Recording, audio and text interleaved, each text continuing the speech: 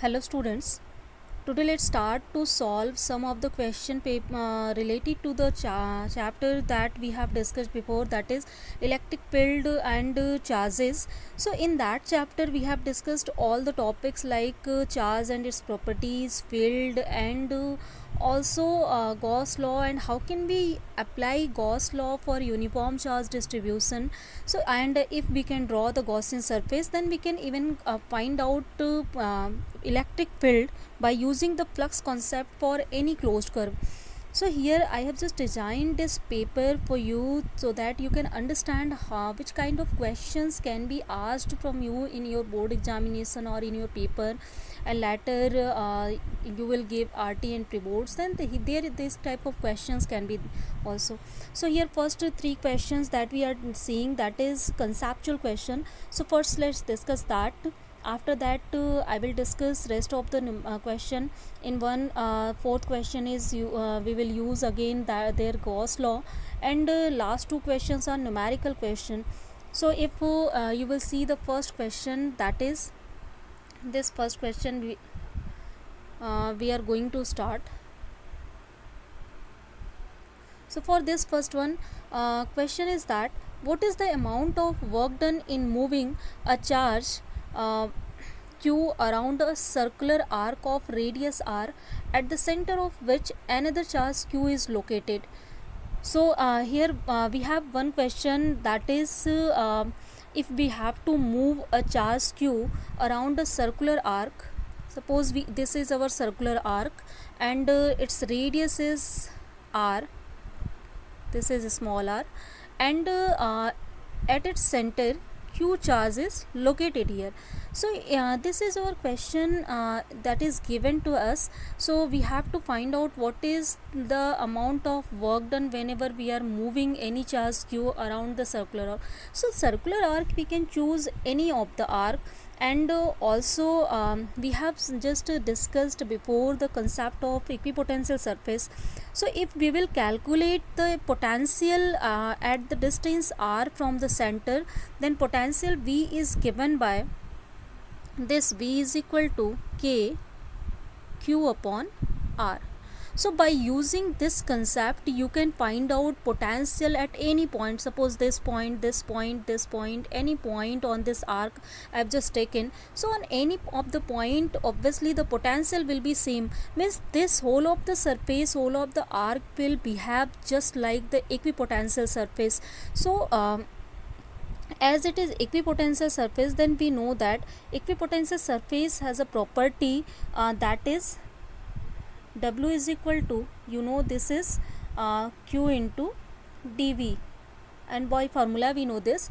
So as here potential on every point that is same, it means that we can say that change in potential, suppose it is the point A and this one is point B. So from A to B, this is moving any charge, that capital Q charge, we are just moving it from A to B, and then we have to find out what will be the work done there.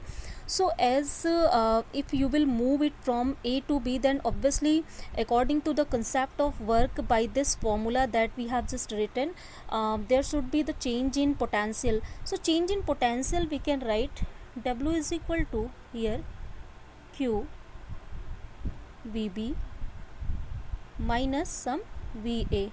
So it means that by using this formula we can find out what will be the work done. So as VA, this is equal to VB, because this is equipotential surface. I just told you, if you will use this formula, by this formula obviously at A point and B point potential will be same, KQ by R, as A point and B point both are at the same distance, that is the radius of the circular arc. So it means that if these 2 points are same, then VA minus BB, this point will be 0. So from here we can see that W becomes 0. So simple, the solution of our question is that if we will move any charge capital Q around a circular arc of radius r, at the center of which another charge Q is located, then there is no need to do any kind of work whenever we are moving it around on this circular arc, because we are moving it on equipotential surface, and according to the concept of equipotential surface, and I just told you with the help of formula also, then potential is everywhere same, it means that work done is 0 here. So this is our first question that we have solved. Now let's see the second question. So second question is, a point charge plus q is placed in the vicinity of a conducting surface. So trace the field lines between the charge and the conducting surface. So here we have to trace the field lines, like we have already studied what is electric line of forces. So you know that electric line of forces are that lines that defines or that shows the direction of forces from a charge to another charge. So here one thing is given, suppose we have any conducting surface and this charge is placed in the vicinity of the conducting, means at center points this charge q plus q is placed here. So we have to find out, or we have to draw actually the field lines for this. Then you know that according to the concept of field lines, the field lines that are moving in outward direction from the positive charge, means they are moving from positive to negative. They starts from positive charge, they ends at the negative charge. These are the properties of line of forces. So we can use that property to trace the field lines between the charges and the conducting surface. So it means that this kind of figure that we will have here for this. So if here any conducting surface that we have, then we, and this is plus q charge is placed, then such kind of figure we will draw here for this field lines here that in our question. So see, this is very simple question actually. We have any conducting surface, we have just put any charge in the vicinity of this conducting surface, then we have to trace the field lines. So this is very easy. Field lines obviously they will tend to in outward direction from the positive charge, as already we know that field lines start from the positive, it ends at the negative. So I think this question is also clear to you. Next question is that what is electrostatic shielding? How is this property used in actual practice? Is the potential in the cavity of a charged conductor is 0? Justify your answer. So for the answer of this question, I have just told you this is also question can be asked as a case study, and even in last year CBSE sample paper this question is asked already, that is in the form of Faraday case it is asked. So first of all we have to just define what is electrostatic shielding. So for the electrostatic shielding, before just explaining that, I want to explain again what is the property of conductor. So we have understood already what is electrostatics of conductor. So according to electrostatics of conductor, first property it has that is the electric field inside the conductor, that is 0. So we have shown it already while explaining the chapter and this properties of the conductor. So first thing is that if we have, suppose this is the conductor that we have, so inside this conductor electric field that will become 0 always. Second thing, the charges that are on this conducting surface, they will always reside on the surface of this conductor. Always they all will be on the surface of the conductor, either they are positive or negative, they will reside on the surface of the conductor. So these are the basic properties of this kind of conductor surface. Also one more thing, this conducting surface always behave like the equipotential surface, but only first thing can help us already for the electrostatic shielding. Actually electrostatic shielding is the thought that provided by this field actually inside the conducting sphere or conducting surface, that is 0. We know already that. So we can use it to protect any instrument, protect any device, protect ourselves from outward charge or electricity or lightning. So it means that whenever we will put any other conducting body inside the vicinity of any conducting body, hollow body that is made up of the conducting body. So if external electric field will strike to that conducting surface, then the all of the charges that will be spread over this, like this we are seeing, and it will not harm the material that is inside this. So it is always said that if there is a thunderstorm or lightning, then to protect yourself you have to sit, or you should sit inside the car or bus. Reason is that the body of car or bus is made up of the conducting material. So obviously the charges due to lightning, they will reside on the surface of the conductor by this property, and if you are inside this, inside electric field is zero. That's why there is no charge, there is no effect of lightning inside the car or bus, and you will be safe there. So Faraday cage is also, this is the same thing. We are making some kind of case in which we can put any instrument, we can put any conducting body to save it from the outside electric field. So this is known as electrostatic shielding, means to protect any conducting body for from any external electric field is known as electrostatic shielding. I think that is now clear. Next thing is that how is this property used in actual practice. I just told you, I think is actual practice. In actual practice, like we are using it to make some kind of cases. Like Faraday cage is nothing special, it is also like the body of car, it is also a Faraday cage, body of bus, it is also Faraday cage. Means anything that is made up of metallic body that is hollow, and we can put something inside it to protect it from electric field that is just situated outside, that is existed outside. So this is the use of the actually the phenomena of electrostatic shielding. So I think that is now clear. Second thing is the potential in the cavity of a charged conductor is zero. So number of times I have just explained you. So some of the students will think that if all the charges are resides on all the charges are reside on this conducting sphere or charged conductor, then no of the charge present outside, this is also inside, this is also property of conductor, that charges reside at the surface, no charge present inside. So they think that if no of the charges are present there, then definitely potential should be zero inside. But no, potential is not zero. Reason I can just tell you.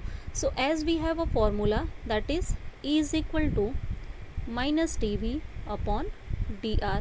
This formula you know. So from here as E is equal to 0, so 0, this is equal to minus dV upon dr we have, and from here you can see dV equal to 0 as dr cannot be 0, and definitely it will be infinite if you will take that.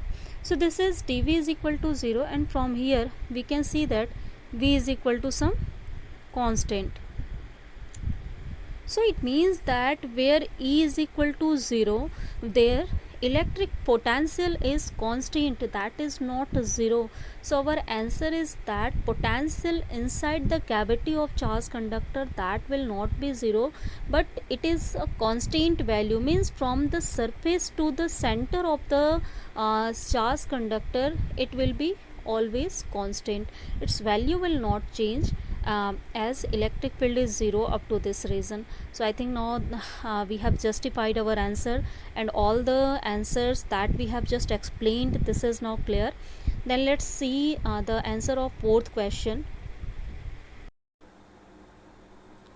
Now let's discuss the next question that we have find the electric field intensity due to a uniformly charged spherical cell at a point, first outside the cell, second inside the cell, and we have to plot the graph for the electric field with distance from the center of the cell.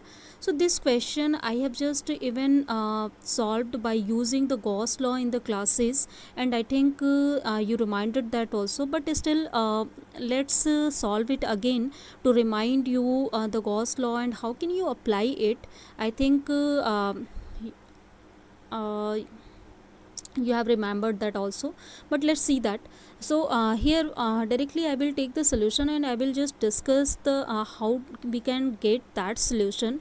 So let's see step by step its answer. So here we can you can see just its solution I have just taken. So here first point that we will solve, that is at outside.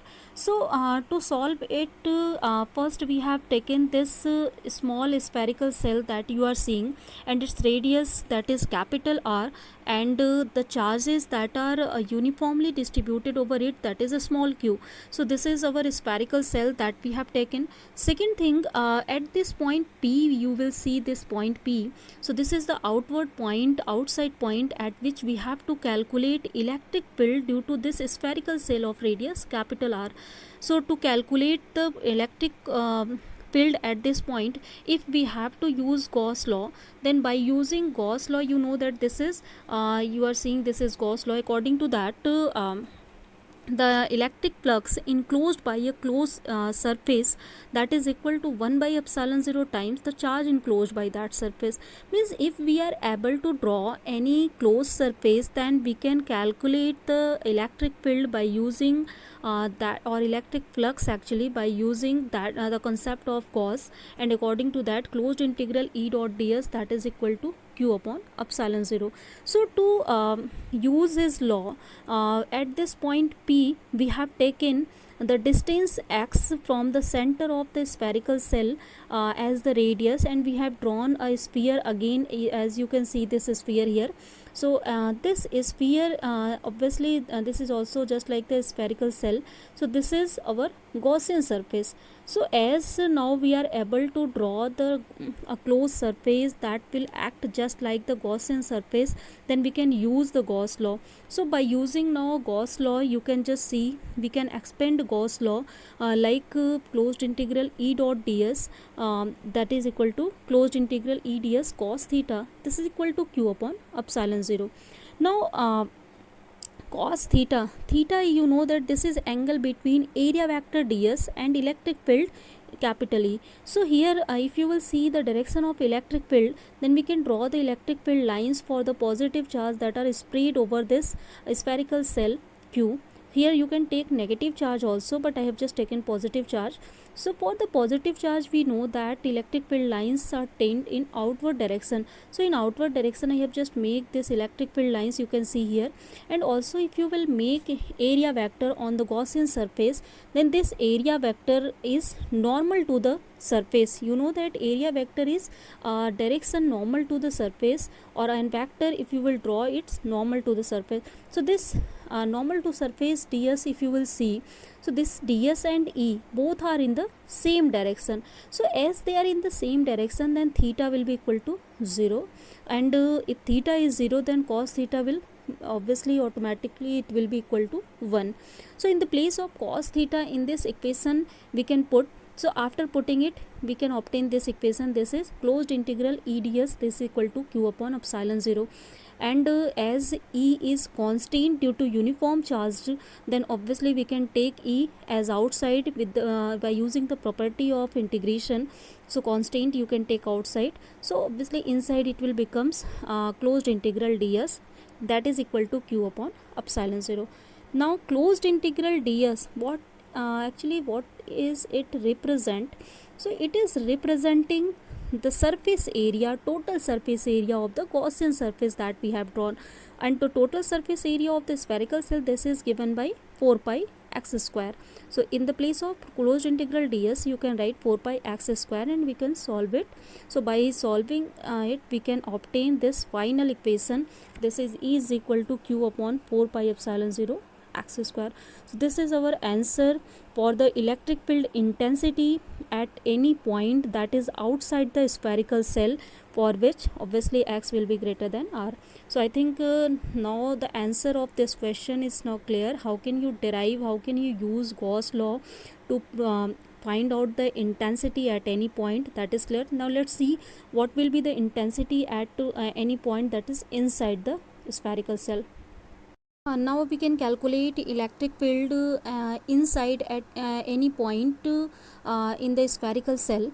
So to calculate the electric field intensity inside, first let's see the our this is our spherical surface or spherical cell that is of radius capital R, and positive charges are spread over this, and this is the electric field lines that we have just drawn here, and you can see that the direction of electric field from here.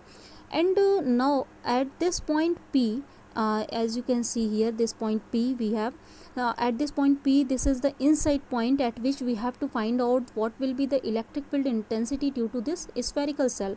So again, as we have to use here Gauss law. So for the use of Gauss law, you know that first thing is mandatory, that is we need a closed surface, means we have to draw some of the Gaussian surface here. So again, as the distance from center O to this P, this is x we have taken. So at any x distance we can calculate electric field.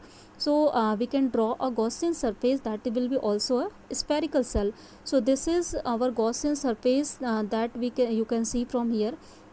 Now at this Gaussian surface, if we will draw the area vector, then we know that the area vector that is normal to the surface of that we have drawn. So this is our normal direction. So obviously if you will see the angle between electric field and area vector, that is equal to 0. So if here we have theta is equal to 0. Now let's use Gauss law. So by using Gauss law, again we can write phi is equal to closed integral of E dot ds, that is equal to q upon epsilon 0. So here one thing you can see from the figure, as all the charges that are distributed over the spherical cell, and a spherical cell is this region that we have drawn here, means no charges are accumulated, no charges are stored, they are not distributed inside the cell here. Means if we have just drawn inside any spherical cell any Gaussian surface, then this Gaussian surface contain no charge. There is no charge inside the Gaussian surface or at the Gaussian surface. So obviously due to this q is equal to 0 here. So if q is equal to 0, then by the concept of the Gauss law we can write closed integral E dot ds is equal to 0. Now we can expand this dot product, that is closed integral E ds cos theta is equal to 0. And we can also take E as outside, like you know that E is uniform or constant value here due to uniform charge density. So obviously we can write here closed integral ts cos theta is equal to 0. And as cos theta, obviously here we have just shown the theta angle between E and ds, that is equal to 0. So cos theta will become 1.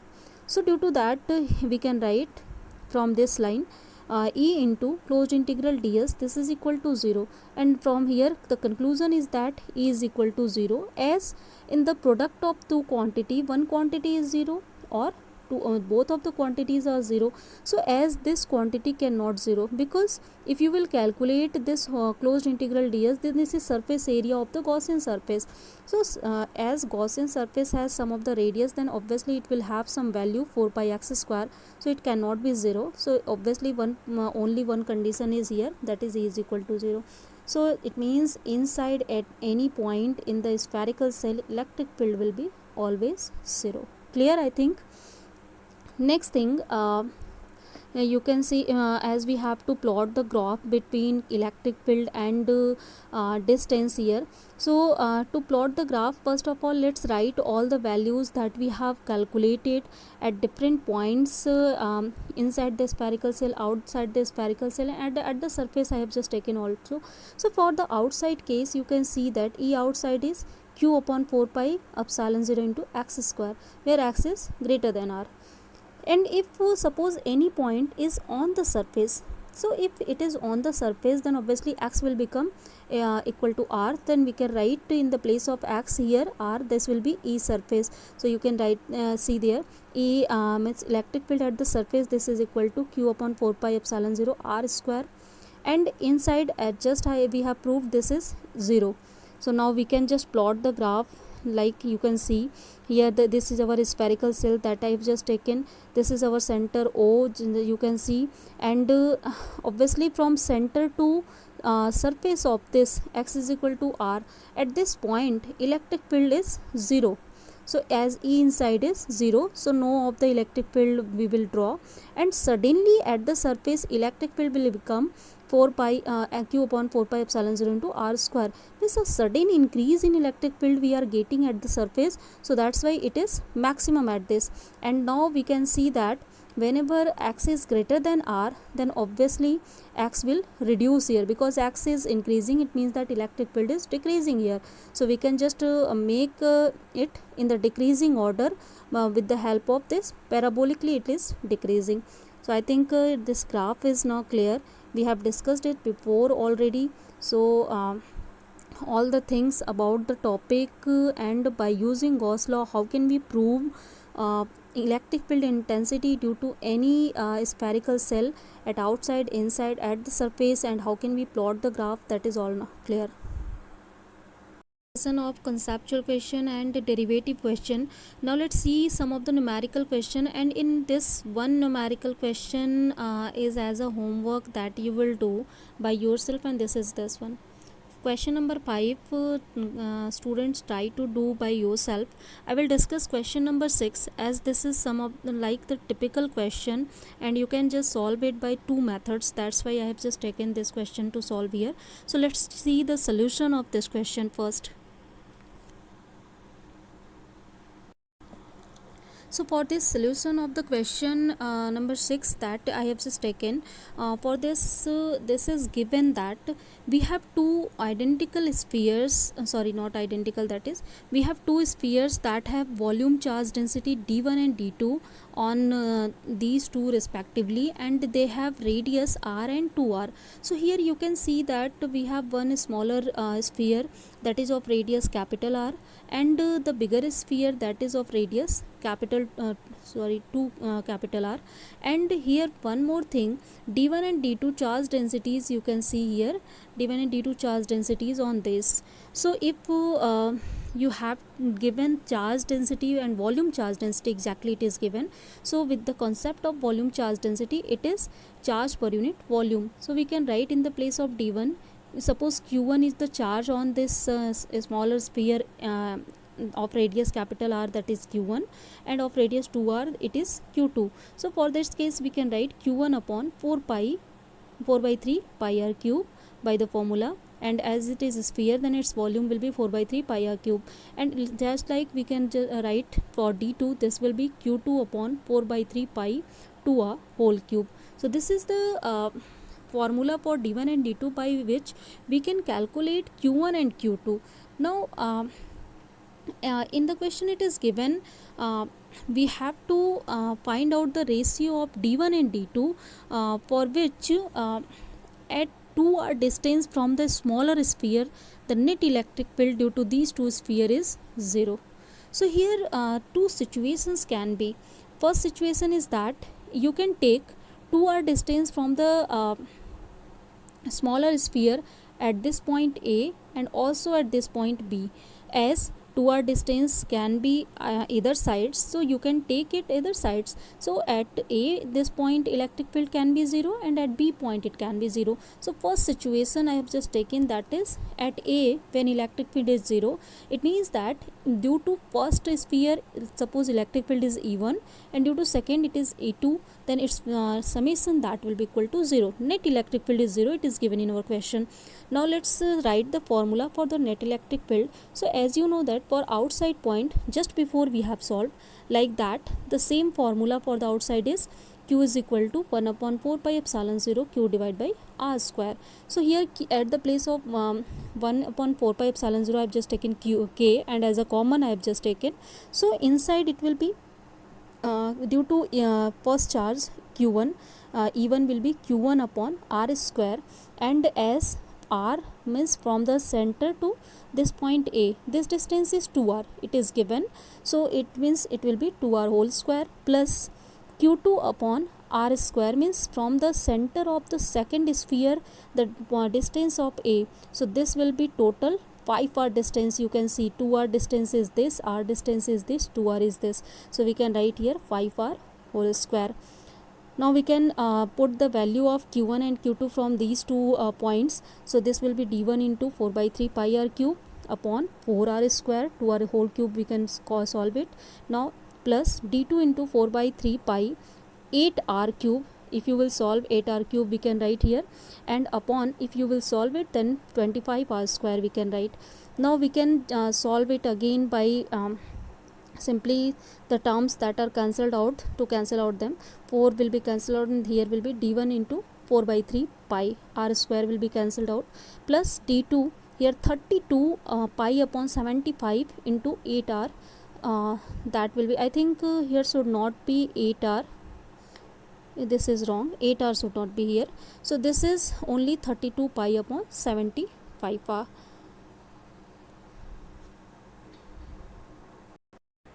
Next, as in the bracket term k cannot be 0, then we can take this term as a 0, and also we can take as a common pi r by 3. So this term, bracket term, obviously this can be equal to 0. Reason is that pi r upon 3 cannot be equal to 0. Not pi r or 3, they are not equal to 0. That's why bracket term will be 0. And if you will solve, then you will find out the ratio of d1 and d2, that is equal to minus 32 upon 25. So this is our first answer. If you will solve by this method and by taking point A at which net electric field is 0, that is also correct. And there is also secondary method. If at B it is 0, I just told you. So let's just, now as for the first case, we have solved it and we have got this value. Now at B point it can be 0 also. So for the B point, as this is our smaller sphere, this is our bigger sphere, and this is center of these two, and at this from the center of a smaller sphere at 2r distance, electric field is 0 at point B. So this distance will be equal to small r. Obviously its radius is 2r, so if it is 2r, then its radius is smaller r, then this will be obviously r, and this is also r.